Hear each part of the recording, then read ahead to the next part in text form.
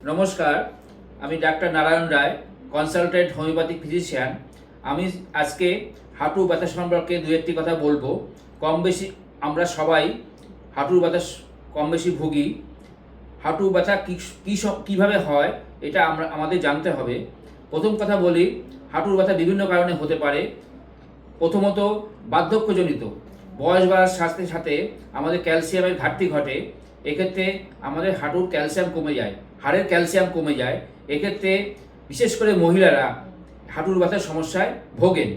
এছাড়া হাঁটুতে চোট লাগলে ব্যথা হতে পারে, বিভিন্ন কারণে ব্যথা হতে পারে। ইউরিক অ্যাসিড বেড়ে গেলে হাঁটুর ব্যথার সাথে সাথে বিভিন্ন জয়েন্টের ব্যথা হতে পারে। অবশ্যই আমরা দুই একটা মেডিসিনের নাম বলছি, আপনারা অবশ্যই ডাক্তারের বাবুর পরামর্শে সেবন করবেন। আমি প্রথমেই বলবো রাস্টক্স 200, এটা একটা হাঁটুর ব্যথার অব্যর্থ মেডিসিন। আপনারা দুবার করে যদি সেবন করেন অবশ্যই ফল পাবেন। এছাড়া সিম্পাইটাম 200, এটাও একটা হাঁটুর ব্যথার ভালো ওষুধ। এছাড়া আছে রুটা একটা হাঁটুর ব্যথার ভালো ওষুধ। এছাড়া আপনারা গুয়েকা মাদার টিনচার 10 ফোঁটা করে দিনে 3 বার অল্প জলের সাথে খেতে পারেন। অবশ্যই ডাক্তারবাবুর পরামর্শে আপনারা ওষুধ সেবন করবেন। হাঁটুর জন্য একটা এক্সরে অবশ্যই করা দরকার। কী কারণে হাঁটুর ব্যথা হচ্ছে এটা আগেই জানা দরকার।